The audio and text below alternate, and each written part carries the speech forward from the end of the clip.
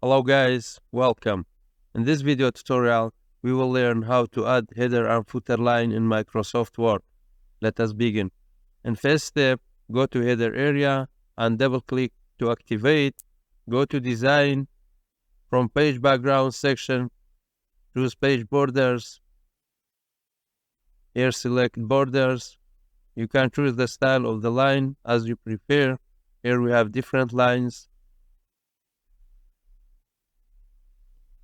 You can change the color, line thickness, and click on this. Okay. Double click outside of the header.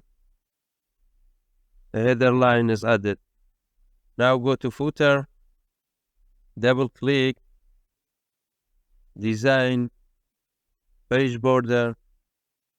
Borders. Again, change your color.